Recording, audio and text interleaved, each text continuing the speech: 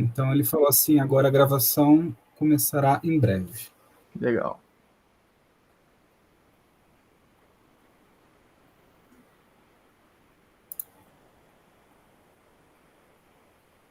Aqui parece que já iniciou.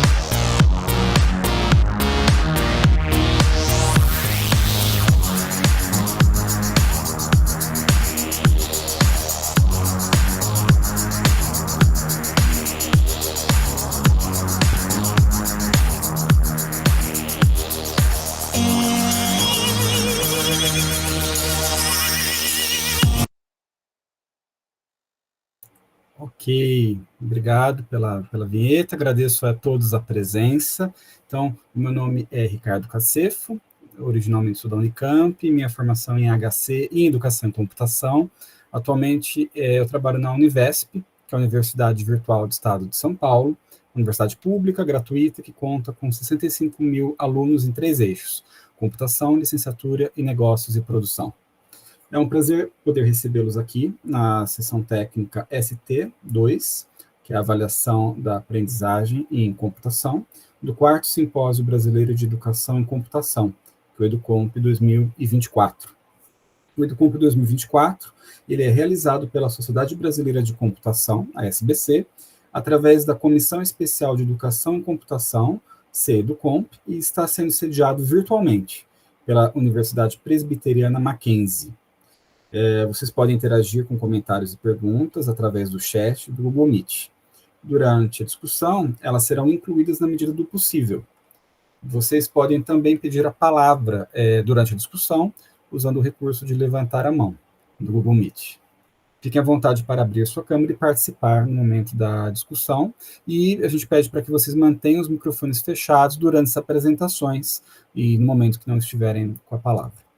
A gente vai iniciar a nossa sessão técnica com a apresentação do trabalho intitulado Avaliação Automatizada da Criatividade de Aplicativos Móveis no Contexto Educacional. As autoras são a Natália Alves, da UFSC, e a Cristiana Grécio von Vanhengein, também da UFSC. Peço desculpas se eu pronunciei incorretamente algum dos nomes. Convido a Natália para compartilhar sua tela. Já está aí, Natália, obrigado. Então, você tem 10 minutos para apresentação, e na sequência a gente vai fazer uma discussão aí em torno de 8 minutos. Então, obrigado pela presença de todos, obrigado, Natália, boa tarde, boa apresentação. Obrigada, Ricardo. Boa tarde, pessoal. Então, vou apresentar o nosso trabalho. E esse trabalho foi feito no contexto da iniciativa Computação na Escola, da Universidade Federal de Santa Catarina, com a professora Cristiane. Bem, antes de começar a falar em avaliação da criatividade, é importante falar sobre a definição da criatividade, né? Existe uma certa percepção, às vezes, de que não existe uma definição clara da criatividade, porém, essa definição ela existe sim, né? E é amplamente aceita pelos pesquisadores da área de psicologia, sub-área de criatividade. E a definição é a seguinte: tá? A criatividade é a interação entre a habilidade, o processo e o ambiente, pelos quais um indivíduo ou grupo cria um artefato perceptivo que é novo e útil, conforme definido dentro de um contexto social. Tá? E, assim, a criatividade é uma das competências essenciais do século XXI, muito importante para o sucesso pessoal, sucesso profissional, e ela promove e impulsiona a inovação, o progresso em muitos setores da nossa sociedade. Ela é tão importante que, atualmente, diversos currículos, frameworks, diretrizes de educação colocam a criatividade como uma das principais competências a serem desenvolvidas. E pensando no contexto da criatividade dentro da educação e computação, a criatividade ela pode ser estudada, abordada num domínio geral ou em um domínio específico. E o domínio específico aqui nosso seria a área de computação, já que a computação ela é reconhecida como uma atividade humana criativa. Uma forma de desenvolver a criatividade dentro da computação é por meio do ensino e desenvolvimento de artefatos computacionais, como, por exemplo, aplicativos móveis, né? Por exemplo, usando o contexto de aprendizagem ativa, aprendizagem baseada em problemas, ação computacional. Né? E, claro que existem diversas ferramentas, linguagem de programação, etc. Uma delas é o App Inventor, que é uma linguagem de programação baseada em blocos para a criação de aplicativos. Imagino que vocês tenham conhecimento do que é o App Inventor. Para quem não tem, só dando uma rápida visão geral, a gente tem uma parte que é feito o design visual do aplicativo, né, interface. Tem a parte do editor de blocos, que é onde se efetivamente programa o aplicativo, e também tem uma galeria, em que os aplicativos podem ser compartilhados publicamente. E aí, pensando nessa ferramenta, no desenvolvimento da criatividade dentro da educação em computação, usando uma abordagem de ação computacional, no qual os estudantes criam aplicativos sobre um tema do seu interesse. Por exemplo, Júlia, uma menina do ensino médio, criou um aplicativo para visualizar opções de restaurantes veganos e vegetarianos em um mapa. Né? A Maria Eduarda e a Manuela, elas criam um aplicativo que ajudasse a criar das suas plantinhas em casa. Então, elas não encontraram, desenvolveram o seu próprio aplicativo. Isso foi no contexto de uma oficina que a gente foi dentro de escolas para ensinar, né, a criar aplicativos utilizando a abordagem de ação computacional. Uma vez que a gente tem esses aplicativos criados pelos estudantes, a gente pode tentar avaliar qual é o grau de criatividade desses aplicativos. Já que se é uma competência que é para ser desenvolvida dentro da educação, então deve poder também ser avaliada. Além disso, quando os alunos vão ver para onde que eles vão direcionar seus esforços, eles sempre são fortemente moldados pela lente da avaliação. Né? Então, uma vez que você disse que você vai avaliar pela criatividade, em geral, os alunos tendem a fazer um certo esforço para serem um pouco mais criativos. Então, a pergunta de pesquisa é se é possível avaliar automaticamente a criatividade dos aplicativos móveis como resultado de aprendizagem na educação e computação de maneira confiável e válida. Nós fomos dar uma olhada no estado da arte, encontramos 17 abordagens. Basicamente, essas abordagens avaliam a originalidade, como sendo uma dimensão da criatividade. Né? Poucas abordagens focam em aplicativos móveis, e também algumas abordagens, elas não apresentam uma avaliação da abordagem em si, né? Tipo, fiz isso, mas até que ponto isso é válido, até que ponto esses itens são realmente válidos para fazer uma avaliação da criatividade. Então, o nosso método de pesquisa envolveu ali uma definição do estudo, execução de um estudo, em que nós desenvolvemos um modelo conceitual, implementamos um modelo via pacote de software, fizemos uma análise de dados, né, coletamos dados, fizemos uma análise de dados com dados independentes e uma análise estatística.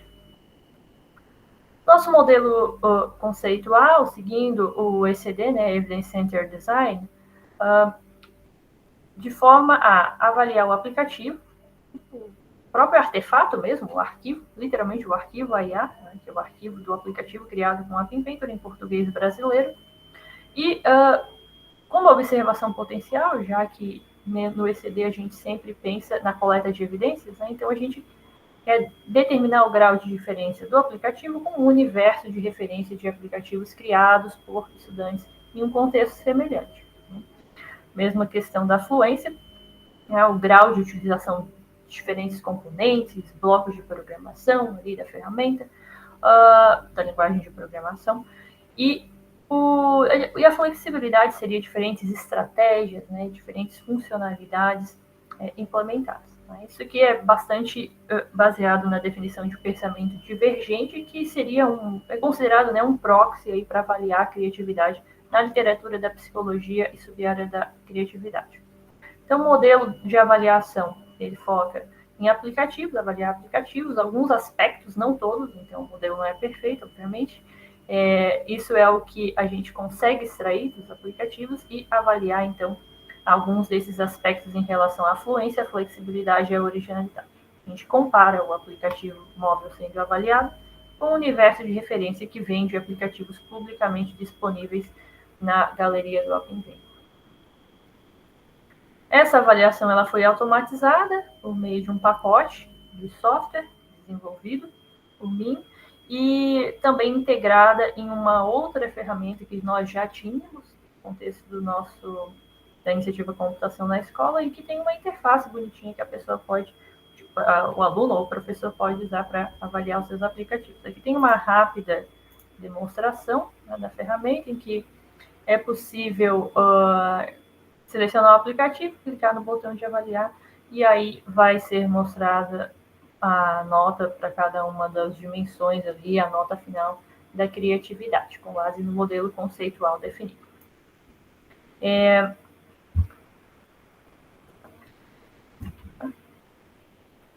Então, o modelo ele foi avaliado, né? Temos um estudo de caso com base em dados coletados no concurso App do mês, do MIT App Inventor. E esse concurso, importante notar, né, ele foi de 2016 a 2022. As pessoas que avaliaram os aplicativos para determinar se eles seriam ganhadores ou não ganhadores do concurso foram o pessoal do MIT, do App Inventor próprio. Então, não tinha nenhum conhecimento sobre o modelo que a gente desenvolveu. Na verdade, em 2016 nem sonhava em desenvolver esse tipo de modelo, né? Mas, enfim. E aí eles avaliaram esses aplicativos por meio do design, inovação e criatividade, né? Com base nessas três características. Eles forneceram esses dados para a gente, né? Os aplicativos, né? E a informação de qual era ganhador e qual não era ganhador. Tá? Então, o que nós fizemos? Rodamos a avaliação automatizada com o modelo desenvolvido, né, na ferramenta Codemaster. E aí, fomos avaliar, então, né, a consistência interna do modelo, para verificar se tem alguma evidência disso. Para isso, nós usamos o coeficiente ômega, em que um valor de 0,86 foi obtido, um valor considerado bom, né, segundo a literatura, e para cada um dos itens ali do nosso modelo. Então, espera-se, né, que se um item for excluído, esse valor ele não seja maior do que o ômega total. Nós verificamos que apenas esse item de conteúdo textual, que é uma extração de todo o conteúdo textual do aplicativo mesmo, e aí feito toda uma análise da originalidade desse conteúdo. Esse item em si, ele mostrou um ômega acima do ômega total. Isso significa que talvez esse item não seja tão interessante. Mas os demais, a gente consegue ver que o ômega diminui bastante, especialmente a parte de programação, né? Flexibilidade de programação. Mas, em geral, a gente nota que a maioria dos itens demonstram, né? A gente tem ali uma evidência da consistência interna. Também fizemos uma análise da validade do modelo por meio de uma análise fatorial exploratória, né? Então, para tentar identificar o número de fatores subjacentes que influenciam as nossas variáveis do nosso modelo. A análise paralela indicou aqui, né, 3 possíveis fatores por meio desses triângulos aqui acima da linha vermelha. E também esses índices de ajuste também indicaram aqui a possibilidade de 3 fatores. Né? Então, nós rodamos uma análise fatorial exploratória com esses 3 fatores e para ver, né, como é que esses itens iam ali agrupar em qual fator. Então, por exemplo, no primeiro fator, a gente obteve que parte de funcionalidades e componentes da interface do usuário, né, a originalidade desses 2 itens, e também a flexibilidade de componentes e funcionalidades. Notem funcionalidades aqui, funcionalidades aqui. Então, os dados em si, por ser o mesmo aspecto, isso a gente interpretou dessa forma, né? Por essa razão que esses itens acabaram ficando agrupados aqui no mesmo fator, apesar da dimensão desse aqui ser a originalidade e do outro, do mesmo aspecto ser a flexibilidade, mas ainda assim ficaram no mesmo fator. Por outro lado, a fluência ficou, os dois itens ficaram aqui colocados aqui, mostraram um alto fator de carregamento no terceiro fator, né? Tanto a fluência de componentes quanto a fluência de programação. Tá? Então, basicamente, esse trabalho, ele fornece um modelo para avaliar sistematicamente a criatividade dos aplicativos de forma automatizada, tá? E apoia o desenvolvimento da criatividade na educação. Claro que não é um modelo para ser usado sem supervisão, né? A gente não está de forma alguma aqui removendo a avaliação da criatividade também pelo professor. É uma ferramenta de apoio, né? Às vezes é até de certa forma educativa, né? Na hora que você vai avaliar a criatividade, ok, por onde começa? Então, tendo um modelo desse tipo pode até servir de uma ferramenta de apoio e até animar os professores a começarem a avaliar a criatividade dos artefatos computacionais desenvolvidos pelos alunos dentro da sala de aula. Existem alguns trabalhos futuros que a gente espera desenvolver, como estudos longitudinais, para investigar as trajetórias do desenvolvimento da criatividade e comparar os resultados obtidos no nosso modelo com outras medidas da criatividade já está bem estabelecidas na literatura. Bom, seria isso. Concluí minha apresentação. Obrigada pela atenção. Pronto. Obrigado, Natália, pela apresentação. E agora a gente abre aqui para as dúvidas, discussões e comentários. Alguém gostaria de falar alguma coisa? Temos alguma mãozinha levantada? Podem falar, pessoal, não fiquem tímidos. Não? Enquanto o pessoal pensa, Natália, eu tenho uma pergunta que, assim, primeiro, parabéns pelo trabalho, pela iniciativa, achei muito legal. O fato de vocês terem uma ferramenta automatizada que já dá o resultado, isso é super interessante, porque já quem for usar, né, o App Inventory, que for criar os aplicativos, já tem um feedback automático, automatizado, isso é muito interessante. E aí, assim, conforme eu li o artigo, agora na apresentação, eu estava pensando uma coisa que você tem na área de HC, a gente tem uma coisa, quando a gente fala de sistemas, ou fala de aplicativos, a gente fala da consistência e padrões, é uma das heurísticas, né, que a gente tem, de você manter a coisa padronizada, e isso é visto dentro da comunidade como algo positivo, né, a pessoa está seguindo exatamente aquela caixinha, né. Quando você traz a criatividade, você está falando, gente, vamos pensar fora da caixinha, será que a gente não consegue ir além? Será que a gente não consegue ter uma outra visão? Ou uma outra forma de criação de um aplicativo ou de interação? E eu acho que é interessante essa quebra, porque muitas vezes quando você está preso, né, ou quando estamos presos nessa coisa dos padrões, a gente se sente mais confortável naquilo, porque talvez uma avaliação de usabilidade que vai comparar a forma de interagir vai ser positiva. Por outro lado, você não consegue criar coisas novas. Eu não sei se durante a pesquisa de vocês chegaram a se deparar com essas visões talvez antagônicas na literatura e alguma coisa talvez negativa contra a criatividade, que aí vocês falaram, não, a criatividade é algo positivo e a gente tem que ir além. Conta um pouquinho. Esse é um ponto super, super importante que você levantou, Ricardo, porque é um ponto que o pessoal, né, da própria criatividade se debate desde sempre, né? Então, como a criatividade ela tem esses dois componentes, a originalidade e a utilidade, às vezes esquece-se um pouco da parte da utilidade, né? E também a noção que às vezes a gente tem, isso é criativo, que é diferente. Mas a criatividade não é só ser diferente, é também ser útil. Então, assim, ainda que haja uma quebra de padrão, né, vamos supor, das heurísticas ali, pensando bem no aspecto visual do aplicativo, caso isso saia de como que eu posso dizer, de um limite que deixe de ser operacional, vamos dizer assim, deixe de ser útil, que o usuário não consiga utilizar, né? Ele quebra, vamos supor, ele quebra as heurísticas e ele quebra também a utilidade do negócio. Então, isso não seria considerado criativo. Né? Agora, uma segunda alternativa, vamos supor, não segue as heurísticas, né? Mas ainda assim, ele tem um aspecto da utilidade, quer dizer, não é algo, vou usar uma palavra aqui, né? Não é algo bizarro, não é algo tipo, nada a ver, então sim é considerado criativo. E às vezes determinar essa utilidade é a parte que é mais difícil do que determinar a originalidade da coisa, né? Então, sim, isso permeou bastante assim, o trabalho como um todo.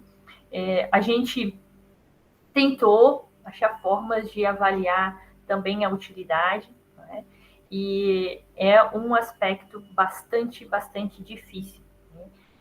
Porque ela ainda é mais relativa a quem está avaliando do que a originalidade. A originalidade, uma vez que você tenha um corpo de universo de referência que você pode comparar, não é que chega a ser fácil, não é fácil, mas assim, você tem um universo de referência, você tem uma âncora para sua avaliação. A utilidade, né,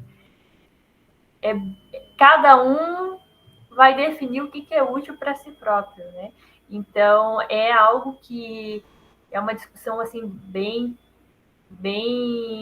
ampla, que ainda é feita, e é bem difícil, assim, de conseguir ter esse limiar, né? Separar bem o que você falou. Né?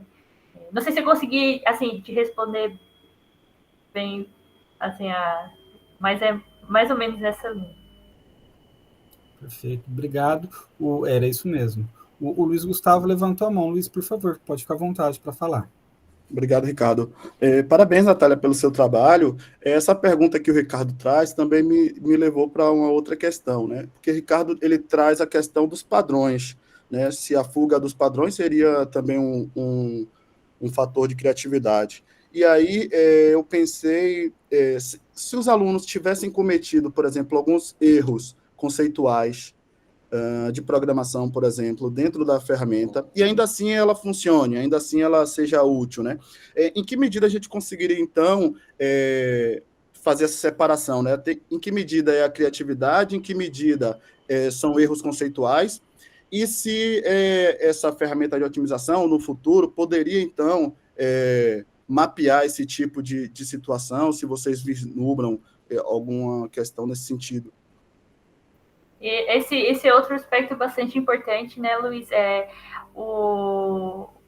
De fato, a aprendizagem dos conceitos também, né? Não é só ser criativo, mas também incorporar, aprender, aplicar os conceitos de computação também. Não adianta sair fazendo... O aluno faz um aplicativo, mas, por exemplo, não que ele tenha que ser necessariamente eficiente, fazer um código eficiente, mas se a gente quer avaliar se o aluno aprendeu o conceito de laços, né? E ele usou várias estruturas ali sequenciais, né? Não é o esperado, né? Não é o que o professor está esperando, apesar de funcionar, mas né, existem outras formas de fazer, e se for o tópico ali da disciplina ou do projeto em si, o professor esperaria que fossem utilizados laços, loops, enfim. Então, assim, essa parte, na verdade, a ferramenta, ela, inclusive, tem uma outra aba de um outro trabalho que a gente desenvolveu antes da parte da criatividade, que foi a avaliação do pensamento computacional. Que daí a gente vai ter conceitos, como comentei, né, de laços, conceitos de condicionais, por exemplo, usar condicionais alinhados, renomear variáveis, não usar o nome que vem, porque toda vez que você coloca uma variável ali, ela vem com um nome padrão, e a gente sabe que é importante dar nomes às variáveis. Então, assim, coisinhas assim, é claro que a gente não vai querer obrigar os alunos da educação básica a aprender engenharia de software, mas algumas coisas, alguns conceitos importantes que tem em uma outra parte da mesma ferramenta. Não é completo, claro, né? O pensamento computacional é um conceito muito mais abrangente, mas sim, é uma preocupação, né, importante. E, na minha concepção, uma coisa não exclui a outra, né? É importante tanto avaliar o aspecto criativo, como também se o aluno, se o estudante conseguiu ali aplicar aqueles conceitos, os conceitos técnicos, né? Os conceitos de programação esperado.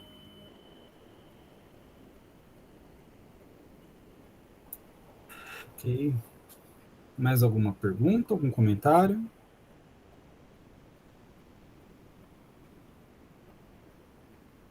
Ótimo. Luiz, pois parabéns no chat. Falando em chat, eu coloquei, então, para todos a referência do trabalho da Natália. Tem o link lá também para todo mundo fazer download, né? E fazer a leitura depois do artigo. Então, muito obrigado, Natália, pela apresentação.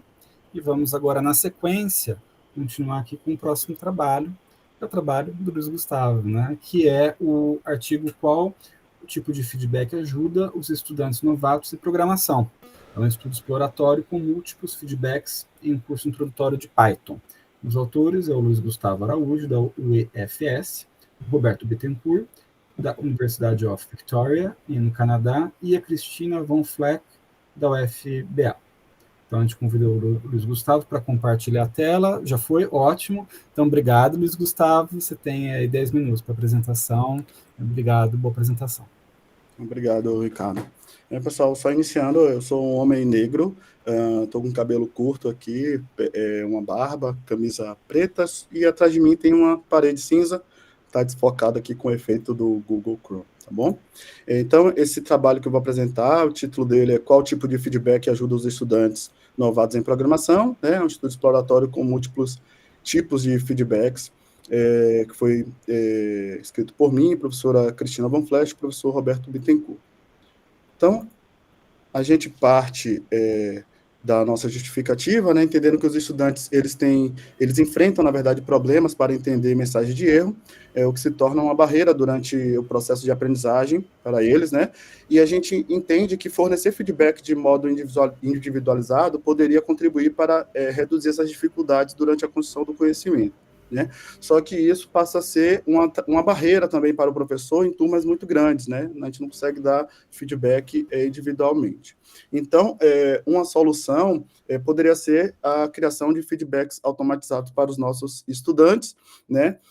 No entanto, devido à existência de muitos tipos de feedbacks, esse tema ainda carece de estudos, né? Sobre quais tipos de feedbacks são mais adequados, enfim. Então, o nosso objetivo aqui é analisar o comportamento e a percepção dos estudantes diante desses feedbacks, né, desses múltiplos feedbacks dados, e, adicionalmente, a gente visa avaliar a eficácia desses feedbacks diante da reação dos estudantes, tá bom?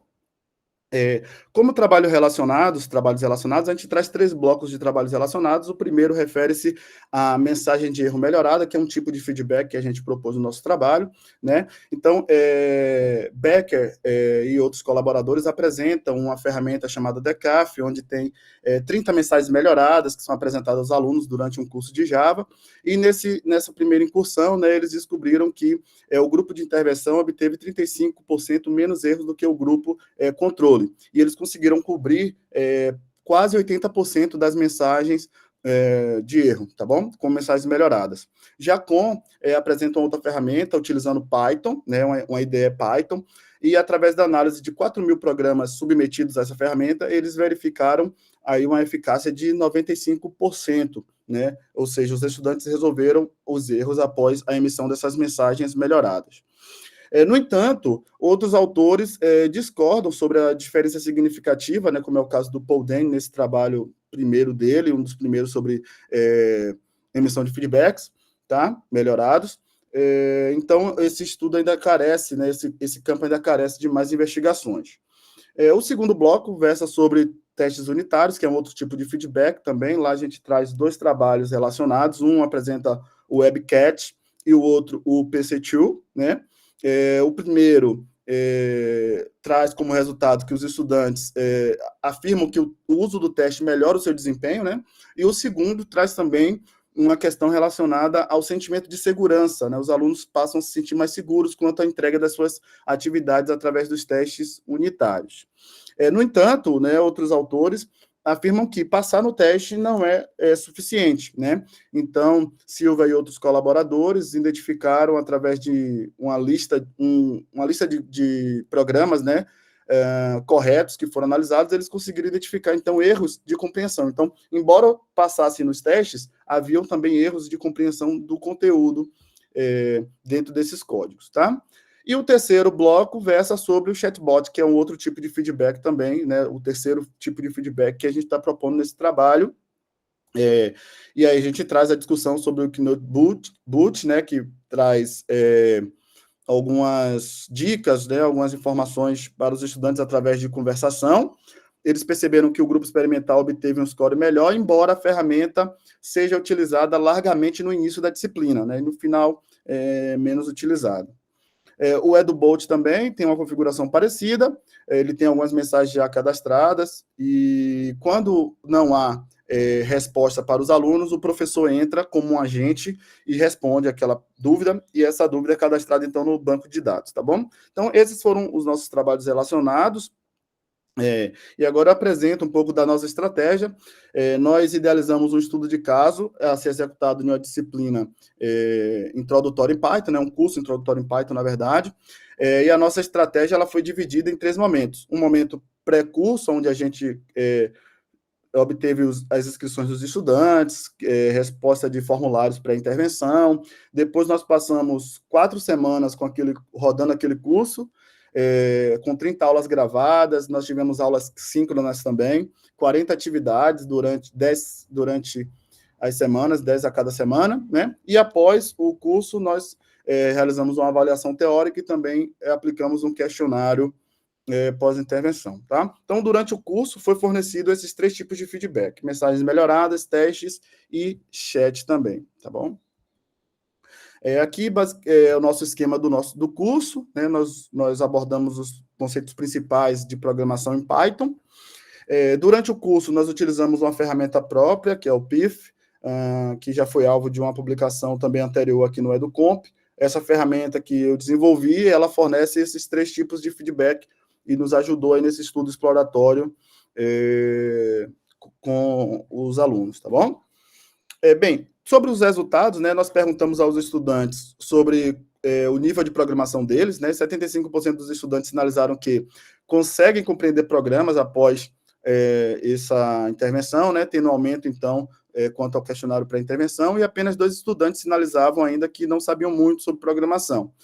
Mas ainda assim nós tivemos uma redução relacionada ao questionário inicial, tá? Sobre também conhecimentos em Python, nós percebemos que 50% dos estudantes sinalizaram que tinham conhecimento em Python, um fato que não foi observado inicialmente, então os alunos aprenderam Python nesse curso, né? 35% dos estudantes afirmaram que sabiam alguns conceitos que nós trabalhamos lá no curso, e 58,3% dos estudantes apontaram que eram capazes já de resolver alguns problemas em Python. Nós utilizamos um teste não paramétrico, né, o Coxon, e confirmamos a nossa hipótese de que os dados do questionário pós, eles tinham uma mediana maior do que o questionário pré, né? Então, a gente pode afirmar que houve uma mudança significativa, então, na percepção dos alunos. Em relação aos testes unitários, a gente também verificou um aumento na familiaridade dos alunos com testes, né? E também a sua utilização, tá bom? Durante o curso, foram realizados 1.150 testes pelos nossos estudantes, né? Sendo que 63 desses testes falharam, 63% aproximadamente desses testes falharam. E a maioria das execuções falharam em seguida. Por quê? Porque os alunos eles costumam realizar vários testes, e depois até nós perguntamos no questionário o que é que eles faziam após ter uma falha, né? Então, eles afirmaram que eles olham a saída atual e a saída esperada para corrigir o código. Então, é comum que a gente tenha um índice muito alto de falha, né? E tivemos 14% de sucesso após falha, ou seja, o ponto final onde o aluno consegue ter um programa correto, né? Passando nos testes. É normal também que essa porcentagem seja menor, porque após o aluno, quando ele obtém o sucesso, ele não costuma ficar executando novamente os testes, tá? Ele passa para a próxima lição. Em relação às mensagens de erro melhorada que nós exibimos, a gente também verificou um aumento positivo sobre o uso e entendimento das mensagens, né? Ou seja, os alunos antes afirmavam que não liam a mensagem porque não entendiam, não tinham a prática de ler, e aí esses índices eles caíram, né, de 2 e 4, respectivamente, para 0. Então, no final do nosso estudo, a gente percebeu que todos os estudantes estavam, então, lendo as mensagens que nós estávamos emitindo, por ser mensagens melhoradas, com contexto, com informações, tá bom? Também foi realizado testes de hipótese, né, nesses dois aspectos, e a gente verificou uma mudança significativa quanto a esses resultados. Durante o curso foram executadas 2.185 execuções, né, pelos nossos alunos, sendo que 49,7% foram execuções sem erro, ou seja, o aluno executou e não obteve erro, e dessas outras execuções com erro, né, nós verificamos que 28%, quase 29% dessas execuções, elas eram seguidas de uma execução com sucesso, ou seja, os alunos conseguiam resolver o problema após a exibição da nossa mensagem melhorada, tá? O chat, por fim, foi o tipo menos utilizado pelos estudantes, né, tanto na percepção deles, tanto nos dados também que nós coletamos, né? 40% das mensagens enviadas pelos alunos, quando o chat respondia, eles não continuavam a conversa, tá? E foram apenas 10 projetos que tiveram esse tipo de interação, então os alunos não costumam usar o chat. Por fim, a gente traz também alguns resultados relacionados aos tipos de erros que os alunos cometeram, algumas métricas, como o REC e o RED, né? A métrica RED é uma métrica proposta por Becker, que foi o nosso painelista aqui do EduComp dessa edição, e uma segunda métrica é a REC, que é uma métrica também proposta por mim e os meus orientadores, também publicada aqui no EduComp em edição anterior. E esses dados servem, então, para estudos futuros, tá bom? Então, como conclusão, a gente percebeu aqui, dentro do nosso contexto, que o chat é o tipo de feedback pouco utilizado pelos nossos alunos, isso é confirmado também com os trabalhos da literatura, né? O uso de testes e mensagens melhoradas, eles são positivos na percepção dos estudantes, embora as nossas mensagens melhoradas tivessem uma cobertura, na verdade, uma eficácia pequena comparado ao que a gente queria, né, que era 28%, mas isso sinaliza, então, que a gente precisa executar algumas alterações, né, algumas melhorias nessas mensagens para que elas sejam mais efetivas, tá bom? Então, isso, eu agradeço a atenção de todos, obrigado. Pronto. Obrigado, Luiz. Parabéns pela apresentação, parabéns pelo trabalho. Gostei bastante da ideia. Assim, programação é uma coisa que cada vez está mais comum. A gente fala não só nos cursos de introdução, né, programação, mas algo que acredito que vai para tanto ensino médio como para o fundamental, é a nova skill, né, então, assim, todo tipo de estudo que versa sobre isso é extremamente relevante, né, isso é muito importante. Eu fiquei com na verdade, uma sugestão, talvez, para o seu trabalho, né, pelo que eu entendi, é até uma dúvida também, né, você pegou a turma, uma determinada turma, e comparou aí essas 3 formas, né, de feedback, né? Você chegou a usar algum grupo de controle para verificar em relação, por exemplo, às mensagens tradicionais de erro versus essas mensagens mais elaboradas para ter um threshold para saber o quanto melhorou? Ricardo, é uma questão importante. Na verdade, esse trabalho ele é fruto do meu doutorado, né? Então, uma etapa, na verdade, do doutorado foi o estudo exploratório que nós fizemos, e não foi realizado um experimento. No entanto, a próxima etapa que nós estamos planejando já é uma etapa com modificação desse feedback, dessa mensagem melhorada, né? E a gente vai realizar um experimento com estudantes, e aí sim a gente vai conseguir comparar, a gente vai fornecer mensagens melhoradas para uns e mensagens tradicionais para outros estudantes, né? Nós não fizemos isso nesse trabalho porque era um trabalho exploratório, a gente queria entender ainda um pouco dentro da nossa temática de feedback, o que a gente iria propor, para a comunidade, né, que seria, então, nosso resultado dentro do doutorado, e aí, por isso, não foi realizado um estudo experimental, um quase experimento, né. Ok. Pessoal, alguma dúvida, sugestão, pergunta, por favor, fiquem à vontade, podem falar ou levantar a mãozinha, não fiquem tímidos. O João está perguntando no chat aqui, posso responder? Pode, por favor. Tá bom, depois o Thiago, então, que está na fila, tá bom? Eu ia falar da pergunta do João, mas depois eu completo com outra também. Tá bom. O João quer falar ou eu posso ler? Eu posso ler, então. Boa tarde, gente. Primeiro, parabéns, Luiz. Trabalho muito legal. Também tô na graduação ainda, mas estou trabalhando em uma área muito semelhante, assim, achei que tem muitas ideias interessantes. E eu queria saber se você usou algum critério, algum modelo para formular os feedbacks, né? Fiquei imaginando que, por exemplo, os feedbacks automáticos, às vezes de erro de código das linguagens, não são muito fáceis de ler para os estudantes iniciantes, né? Fiquei pensando se você usou algum modelo de algum outro trabalho ou um template, assim, alguma coisa nesse sentido. Massa, João. Sim, a gente utilizou. Os testes unitários são basicamente testes unitários mesmo, né? O chat, nós utilizamos uma abordagem chamada Wizard of Oz, onde a gente simula para o aluno que existe um chatbot ali, mas na verdade é o professor que está interagindo com ele. Então, eu criei um fluxo de comunicação inicial para o aluno. Então, quando o aluno tinha dúvida, ele perguntava, eu tinha um fluxo automatizado, recebia uma notificação e entrava para fornecer algum feedback para o aluno. Então, ficava ali de plantão durante as 4 semanas, porque podia surgir alguma dúvida. As mensagens melhoradas, nós partimos basicamente dos trabalhos iniciais de mensagens melhoradas, como o trabalho de Becker, por exemplo, onde ele traz algumas mensagens pré-cadastradas, e aí a gente trabalhou em cima disso. Tem um trabalho também de Tobias Kohn, também, que já na parte com Python, também, que era uma linguagem que a gente queria utilizar. Existem outros trabalhos, tem um trabalho também de Galileu, aqui, é um trabalho brasileiro também, e a gente usou esses trabalhos para formular a nossa mensagem, tentando aperfeiçoar essas mensagens, e principalmente para mapear quais eram os erros mais cometidos. Então, como a gente não ia conseguir cobrir todos os erros, a gente teve que selecionar uma gama de erros, mensagens, né? A gente cadastrou 169 mensagens cadastradas lá, para tentar ter uma cobertura muito boa, né? Só que o Python, ele tem algumas limitações, principalmente erros, por exemplo, sintaxe erro, é um erro muito amplo.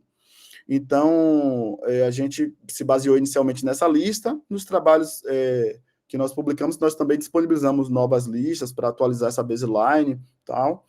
E se vocês estiverem interessados em bater um papo aí, estou disponível também. Obrigado, Luiz. Parabéns novamente. Valeu.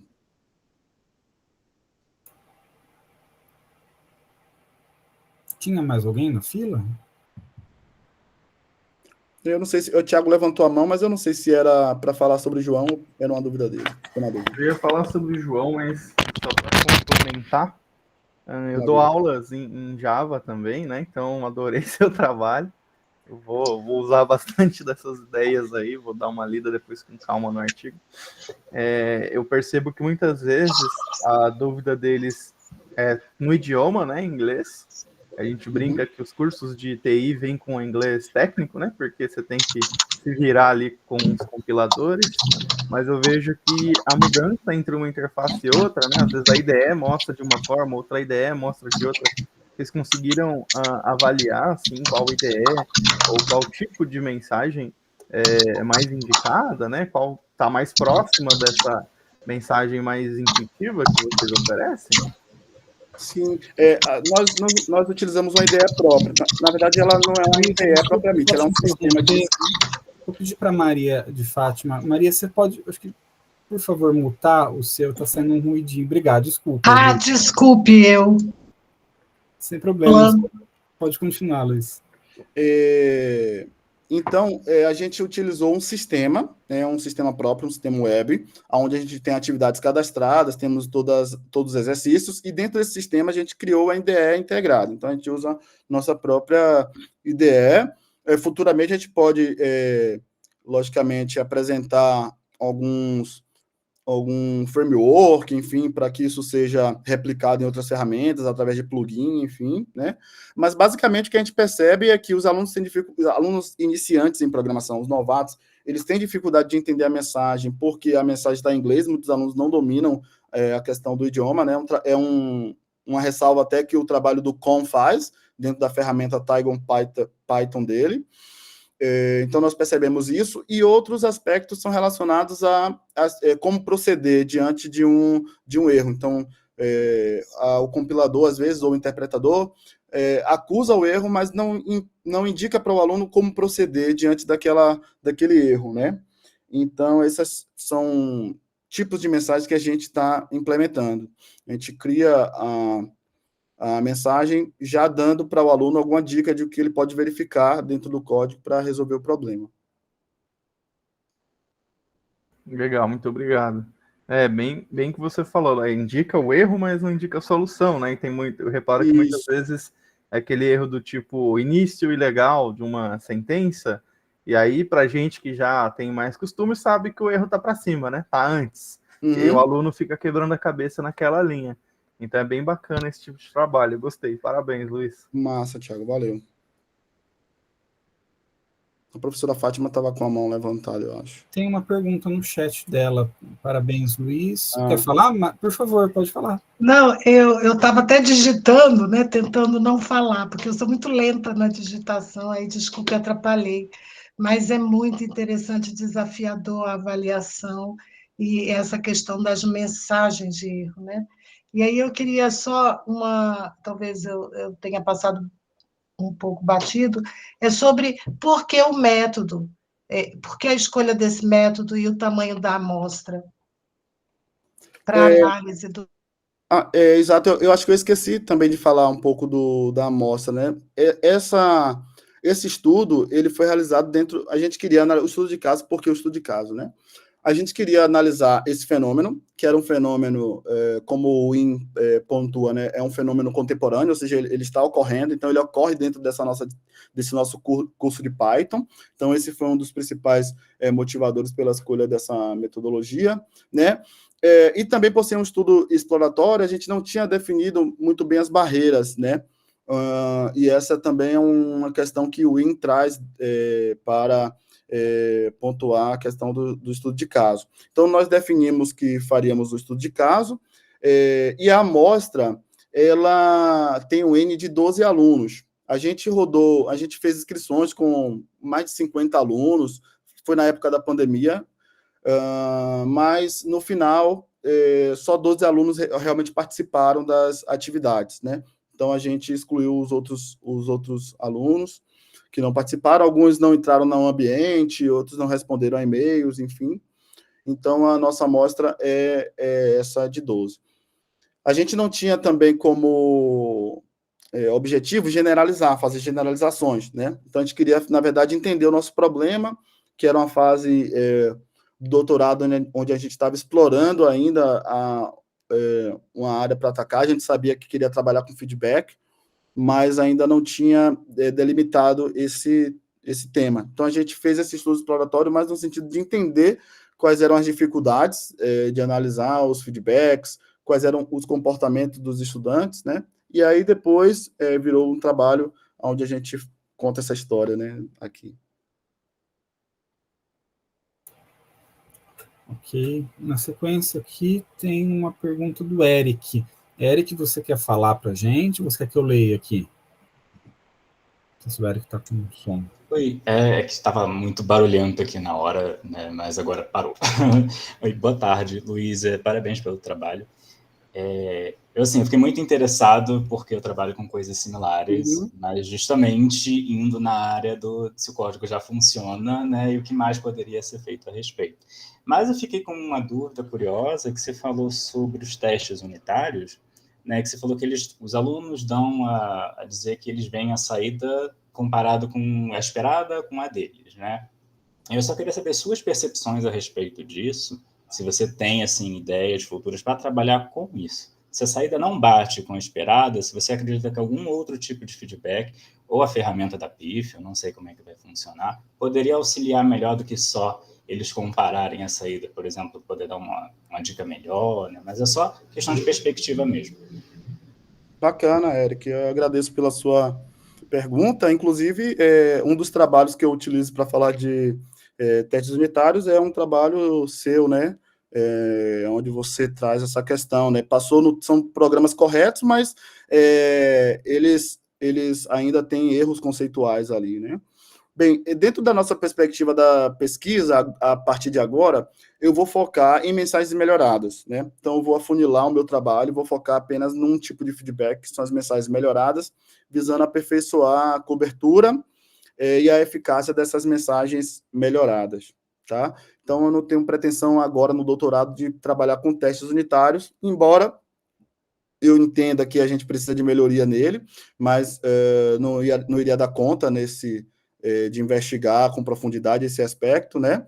E tem algumas ideias, inclusive, se você tiver aí ainda tateando sobre essa questão, a gente pode bater um papo aí, fazer uma parceria, porque eu estou com algumas ideias para as mensagens melhoradas, que eu vou realizar esse experimento agora, né? E essas ideias, elas poderiam até serem utilizados, aplicados na área do teste de software, né? Testes unitários, talvez. Mas valeu, obrigado aí pela pergunta. Obrigado à professora Fátima também aí pela pergunta, por prestigiar a apresentação também. Ok. Mais alguma pergunta, pessoal? Enquanto o pessoal pensa, a gente tem tempo para mais uma ou duas. Ô, Luiz, uma coisa que eu estava pensando, conforme eu li, conforme eu vi a apresentação, é que assim, um dos resultados que você teve é que o chat ele não se configura como algo predileto pelos estudantes, né? Mas, nesse meio tempo, e a tecnologia é uma coisa extremamente dinâmica, nós temos o ChatGPT e outras ferramentas de IA, e que talvez mudem essa percepção dos estudantes, ou talvez eles queiram, talvez busquem mais o chat mesmo com uma IA. E aí, uma pergunta para você, uma curiosidade para saber sua opinião, até onde os alunos talvez queiram usar essa IA ou esse chat para identificar ou para obter mensagens de erro mais explicativas ou mais assim, complementares ou mais inteligentes para ajudá-los realmente a entender e aprender, ou talvez se eles querem mesmo a resposta, né, do programa, ó, dado esse meu programa, deu esse aqui que está errado, corrige para mim, que né, e talvez a gente forme com isso programadores menos críticos, né, é uma ferramenta muito poderosa, pode ser usada para os dois lados, né, o que você acha? Bom, Ricardo, é interessante sua pergunta, porque eu tenho trabalhado agora com a questão da melhora da mensagem melhorada, justamente utilizando modelos de LLM para gerar feedbacks melhores para os alunos, né? Por quê? Porque os feedbacks pré-cadastrados, eles têm uma limitação de contexto. A gente não consegue, por exemplo, mapear um contexto daquele programa, são mensagens padrões. A gente tenta, logicamente, criar uma variedade de mensagens, mas elas são padrões. Então, a gente está usando agora um LLM para gerar mensagens melhoradas, né, para fornecer aos alunos. Não que o aluno ele abra o ChatGPT para fazer pergunta e colete código, né? A gente está interessado não na substituição da tarefa do estudante, né? E sim na possibilidade de gerar melhores feedbacks para o aluno dentro da nossa própria ferramenta. Eu acredito que se o aluno ele vai para o ambiente com LLM, um ChatGPT, por exemplo, para obter as respostas prontas, né? Logicamente, ele não está construindo nenhum conhecimento ali. Enfim, ainda, inclusive, esse é um tema que eu tenho um aluno que eu estou orientando e que ele está investigando um pouco sobre essa questão, né, da influência do ChatGPT na aprendizagem. Mas o nosso objetivo é usar o ChatGPT nessa maneira, né, de modo positivo, para que os alunos possam entender melhor os seus programas. E ali, como a gente está usando dentro do nosso ambiente, a gente consegue restringir um pouco para que ele não forneça todas a resposta pronta, por exemplo, né? Nós já realizamos um estudo preliminar com professores, né? Nós pegamos a base de dados que nós tínhamos e nós rodamos prompts com o ChatGPT, coletamos essas respostas e a gente submeteu a uma série de professores de programação, né?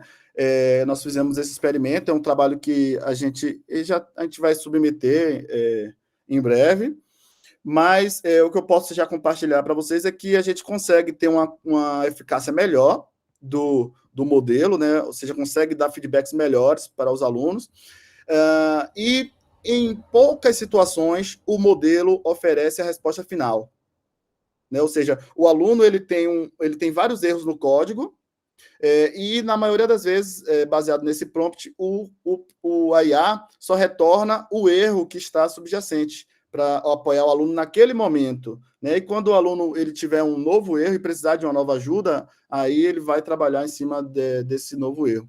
Esse é um desafio que a gente está tentando melhorar ainda mais, né? Possibilitar que a IA não entregue soluções para os alunos, para possibilitar o aluno também refletir sobre suas ações, entender o que foi, qual é o erro que ele cometeu, como é que ele corrige, né? E dentro da nossa perspectiva da pesquisa, a gente vai avaliar também a aprendizagem a longo prazo, através dessas métricas que eu mostrei aí, o RED e o REC, principalmente o REC, né? A longo prazo, né? Qual é o efeito, então, dessa mensagem melhorada, gerada por uma IA para os alunos? Eles estão realmente aprendendo? Eles continuam cometendo os mesmos erros após algumas etapas, né? Então, essas são perguntas aí que a gente vai ainda responder, e acredito que em próximos eventos a gente vai estar também batendo um papo sobre isso, tá bom? Ok, Luiz, obrigado. Pessoal, mais alguma dúvida? Uma pergunta? Ok, então a gente vai... então, agradeço a presença de todos aqui hoje. A gente está chegando, então, ao final da sessão ST92, que é a Avaliação de Aprendizagem em Computação, do 4º Simpósio Brasileiro de Educação em Computação, o EduComp 2024. Então, foi um prazer estar com vocês, conhecendo um pouco mais os resultados dos trabalhos produzidos pela nossa comunidade.